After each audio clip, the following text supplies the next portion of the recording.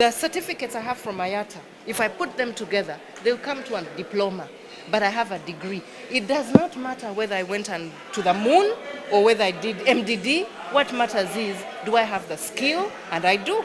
I can't blame myself for being appointed. That is something that will have to be requested from the board and whoever they were following. Bottom line is, I have what it takes to run this airline, and nobody can take that away from me. It is my gift. I can do it and I'll do it than what has been mentioned.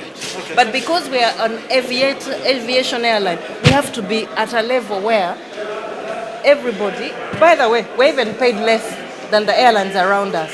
Much, much less. Much less. Much, much less.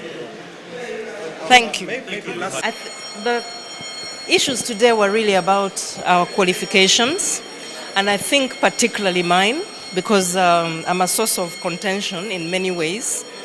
However, it was also an area where they were looking at our operations. How do we operate? And mostly the losses. But we find that as a team, because we're all aviators, we've been in the industry for close to, some of us have been for 40 years, some of us 30, some of us 15. But we realize that there's a very limited knowledge of aviation. So every conversation that we tend to be discussing with stakeholders is to try and help them understand. When you talk about losses, what are the losses? When you break them down, only 19% of those losses are wage bill. And I was looking at the wages that were circulated yesterday. Truly false. That's not what we earn. Those are the wages in the business implementation plan that was approved by Cabinet in 2016, December 20th. No, that's not what we earn at all. And that's what the unfortunate thing is. What was read out yesterday is year 5 of the business implementation plan. Right now, we are still at year 1 because we consider that the airline is still young. And I want to clarify something. When you look at the salaries that the staff are earning, we're going through a benchmark because there are a lot of them saying, I should be earning this, I should be earning that. So we are going through a review, which the board is looking at, to see what should we be paid based on our profile.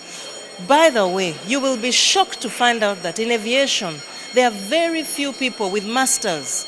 Very few people with degrees, first degrees, because IATA does not give degrees. IATA gives certificates and diplomas. So most of the people who are experienced in the airline do not have degrees.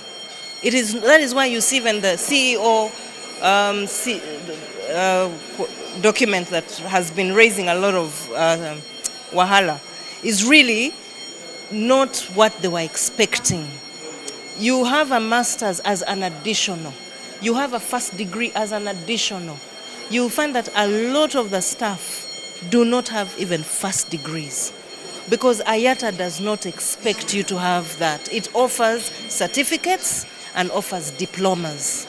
Now, when you look at the salaries we are earning, they are just 19% of that. And moreover, that 19, when you add, actually 23, because when you add the pilot salaries, and you add the staff salaries, and you add the mandatory training, it brings it up to 23% of the loss.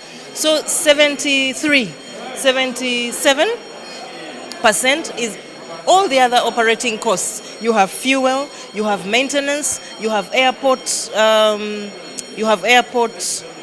charges, you have catering. There's a lot in that loss. So that what does the airline have to do? We have to manage our costs because the cost of operation is high. And by the way, as we expand, the losses will also expand because the Airbus is a totally different operating cost to the CRG. So in terms of time, block hours, flight hours, fuel that you use for the Airbus and the CRJ, those are different. To fly to London, there's a cost. So how do you mitigate that cost? How you sell your ticket, the revenue management on board. That is why when you come, if you buy your ticket today to travel today, the price will be higher. If you buy your ticket today to travel in 2 weeks, the price will be lower. That is what we call revenue management. So as an airline, what is our focus? Our focus is on the cost. We must manage our cost of operation. So we mentioned that we are doing a strategic plan. This is a 5-year plan. A lot of the things that we are put up that we want to do are spreading over 5 years. We are not saying that we are going to start an AMO today, ATO today, do a catering unit today, business lounge today. That is really out of scope. We have a 5-year business plan that shows in this year what is the focus. Based on what the focus is on that year, then that is what we roll out. And we are rolling these things out to help us save. For example, in October, we've been delayed by a number of months. We should be starting our own self-handling. We're going to save close to 79 billion a year. That's a huge, huge saving. But the cost of setting up is high. It comes in with staffing, it comes in with salaries. I want to say something.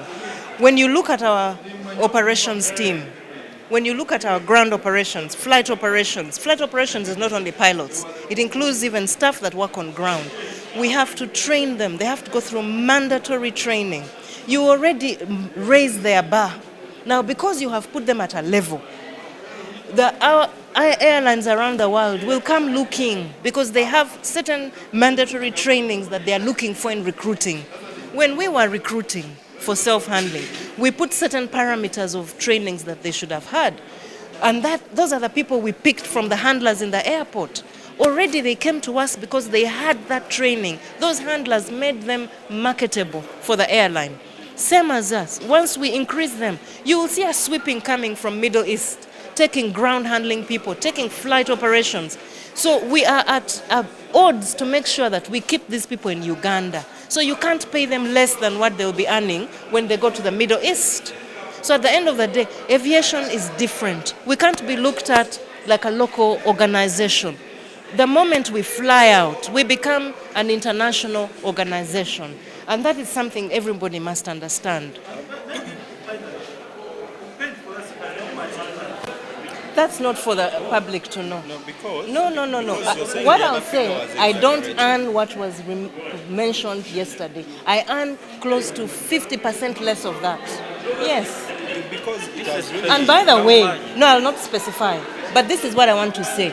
35% of all those salaries that we earn goes back to government. So we are also taxpayers. When we go to the airport to work, I am not going to work and saying I'm going to splash someone's tax money. No, I'm also a taxpayer. So I go into there knowing that today I'm going to work to contribute to the economy because I'm a taxpayer. And that's what everybody forgets. We're all taxpayers. And for the record, that is not the money we are earning. What about for the directors? Abakola loosi ya buwumbi 1,200 omwaka ogwaddako ne bakola loosi ya buwumbi 164. Then guno omwaka guno ne bakola loosi ya buwumbi 232. So kitutiisaamuko kubanga Airlines nungi era nga twagala etuyamba munayo kuvimba nga bannayuganda. Naye ng'ovudde ku ky'okuvimba tugifunamu bannayuganda beebuuza bagifunamu erimu omulamu ogwo gwa ssente kubanga erina okubanga ekola ssente. So bino bibuuzo byonna bye twebuuza. Ekirala kye tulondodde CEO wa Uganda Airlines omukyala Jennifer Bamutulaki, advert yateekebwayo mu kunoonya CEO yali nga baagala omuntu alina qualifications degree then ne postgraduate, either postgraduate diploma oba masters. Naye ate mukyala alina degree emu, bachelors ya social works and social administration. So ne twebuuza ate lwaki kati ono ate alina bisaanyizo byonna lwaki bamuwa omulimu. Abantu ba supervising abamuli wansi, top management, CEO, directors. I don't know if that includes managers as well for Uganda Airlines, and managers. I want to imagine that would presuppose that the board is the one that determines qualifications, like it did for this advert that ran, and all of that, you know. So I don't know that a junior officer can determine the terms of reference for a CEO. I want to imagine that's a function of the board. And since she is saying it is the board, you know, we shall put it to the board, you know, because I don't want to keep asking her and she has no answer. She says it's the board. So if the board comes and tells us that it is actually this lady called Nanono that handled, then we shall hold her in contempt of this committee. So for now, I want to believe her, you know, for now, until I hear otherwise from the board. Yes, Honorable Chimosho. Chair, you see, yes, I agree that if they come and say she's the one, we can call her back. But I want her to be on record to this committee. To the board, the PS, and the minister, because you will not ask her, you know. For example, even the advert was, cut short, and somebody who didn't apply was given a job. The qualifications are not that she has are not those that were in the advert. You know, what's her response? For me, I was appointed, so we shall, of course, follow up with whoever appointed to say. Chair. But we can get an answer to Honorable Muzale's question of benchmarking. I don't know if anyone wants to. For Air Uganda. Then when Air Uganda closed in 2014, I moved to the Sheraton again on a promotion as Director of Sales and Marketing up to 2016. And then I had maternity leave. Then I moved to Golden Tulip for 2 years, still as Director of Sales and Marketing, up to 2019 April. Then I joined Uganda Airlines as the Commercial Director. And then I joined again as the CEO, acting, and now I'm the CEO. So, honorable members, my experience in aviation is a span of 15 years in commercial. Okay. Any questions? Permanent Secretary of Ministry of Works and Transport, sir. So you said you didn't get a copy of that? No, I didn't. Okay, so I have this. Maybe we'll review it, but for general knowledge, those that were very interested in the academic qualifications, she has got a Bachelor of Arts in Social Works and Social Administration, Makerere University, and then a Master of Arts in Public Administration and Management. You're concluding dissertation, right? Yes. Okay. So when do you finish this master's? Hopefully this year. Okay. Members need to hear you. I don't know if it's the mask or. I'll finish it this so that the year. conversation is not just between the two of us. I'll finish it this year. This year. Yeah. Okay. Chair from which But, university? Makerere University. And then you are also currently doing a diploma in strategic management and leadership Yes. and Master of Business Administration as a top-up. Yes. So this is ongoing. Yes. It's ongoing. Okay.